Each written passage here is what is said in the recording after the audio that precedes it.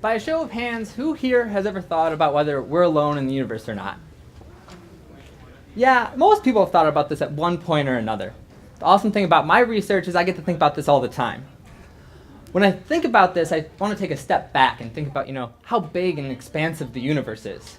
It's estimated that in the observable universe, there are 100 billion galaxies.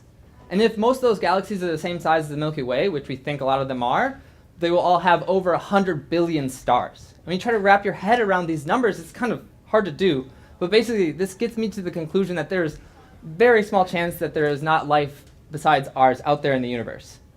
And so when thinking about this, when you come to that conclusion of like, okay, there is life out there, then you ask yourselves, well, what if we want to prove or know that there is life actually out there? How do you go about doing this? And some people, they send out signals and look for signals coming back to Earth.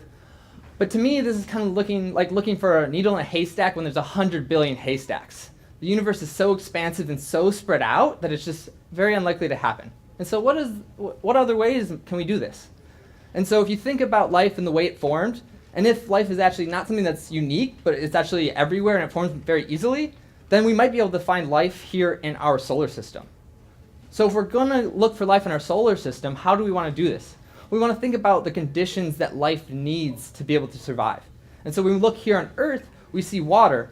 Life needs water to survive. And so if we want to look in our solar system, we want to look for places that have this. An example of this would be Europa, a moon of Jupiter. And so if we're going to look at places like this that have water, then we need to ask ourselves, okay, what type of life do we want to look for? And so wherever life actually originally started, it's going to be a very similar building block. It's going to start from something small and work its way up. And so there's almost always going to be microbial life.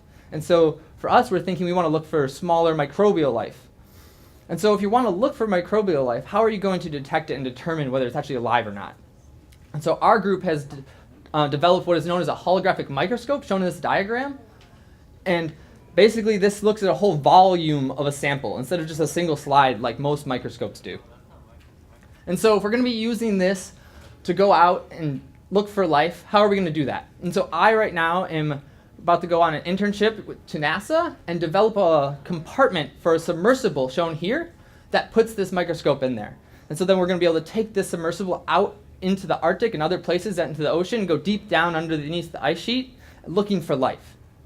And so I am working to develop technologies and techniques to go out beyond Earth looking for life into the cosmos. Thank you.